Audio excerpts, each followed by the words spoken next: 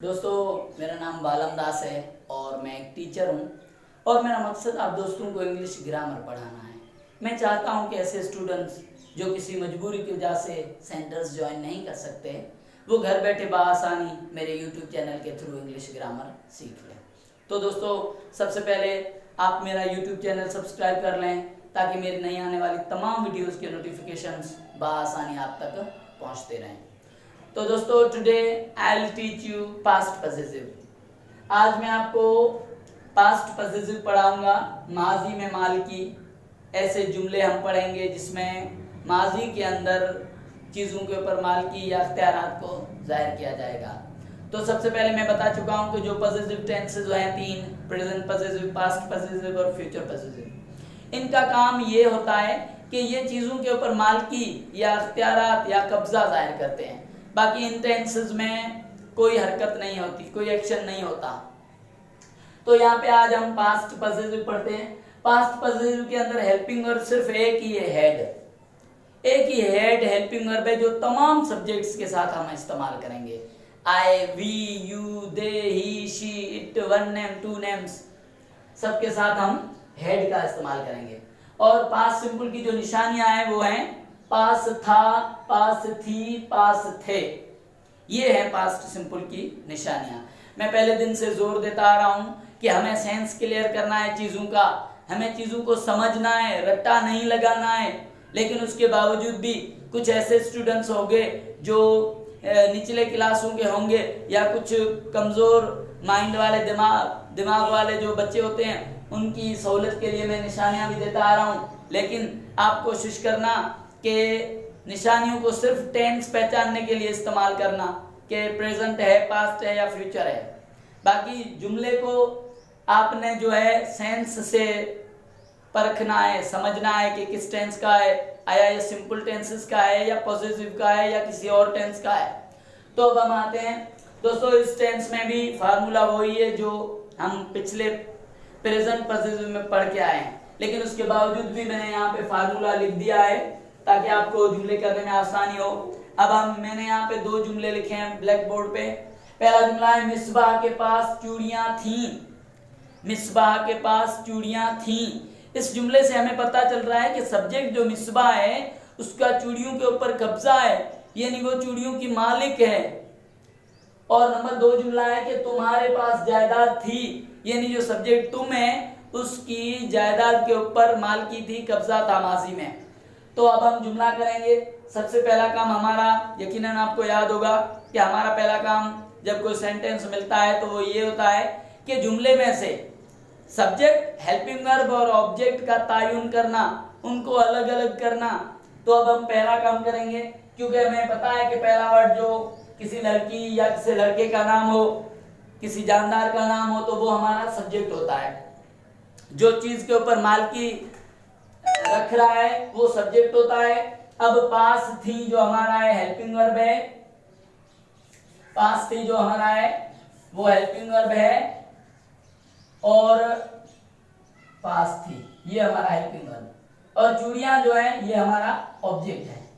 तो अब हम फार्मूले के हिसाब से जुमला करेंगे। सबसे पहले हम लिखेंगे मिसबाह, MISBH, हेल्पिंग वर्ब तो एक ही है, हेड जो इस्तेमाल होगा, और चूड़ियों को इंग्लिश में कहते हैं बैंगल्स। उसके बाद नेगेटिव करते वक्त Misbah had no bangles, Misbah के पास चूड़ियां नहीं थी। अब सवाल है उसी तरीके से हेड को आगे लाएंगे, हेड मिसबाह बैंगल्स,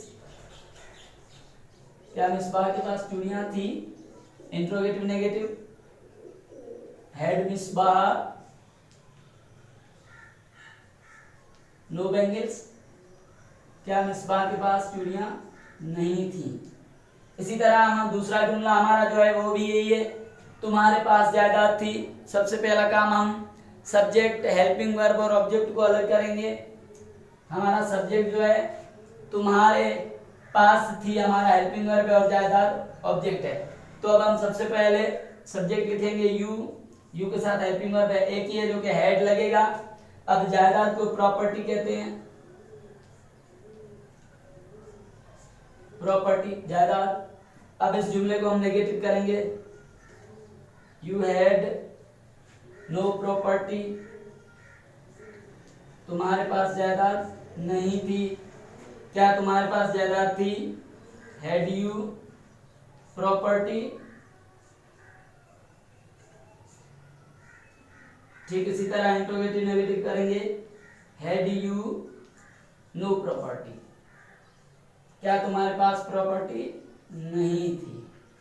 तो ये हमने दोनों जुमलों को जो थे उनको अफर्मेटिव नेगेटिव इंट्रोगेटिव और इंट्रोगेटिव नेगेटिव कर दिया है। पास्ट पॉसेसिव के अंदर मैंने दो जुमले प्रैक्टिकली तौर पे आपको करवाए हैं, इसके निशानियां बता दी हैं और जुमले भी करवाए हैं। अब कुछ जुमले मैंने यहाँ पे ब्लैक बोर्ड पे लिखे हुए हैं जो आपने अपनी तरफ से करने हैं।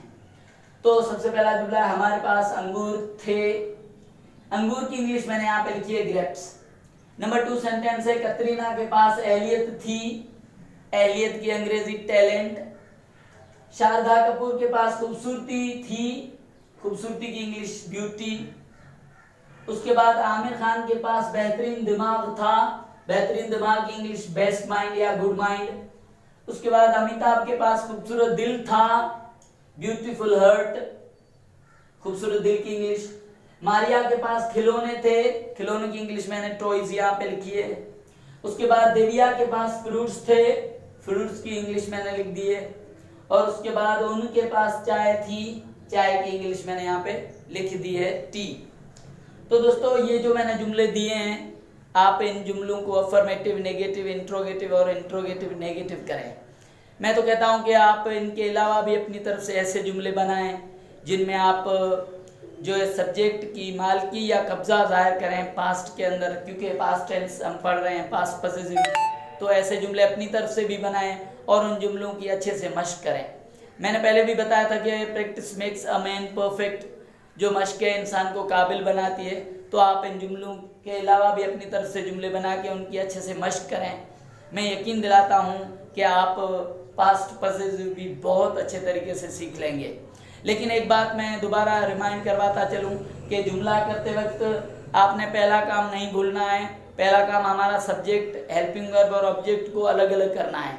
ये अलग करने के बाद ही आप according to the given formula जुमला करेंगे।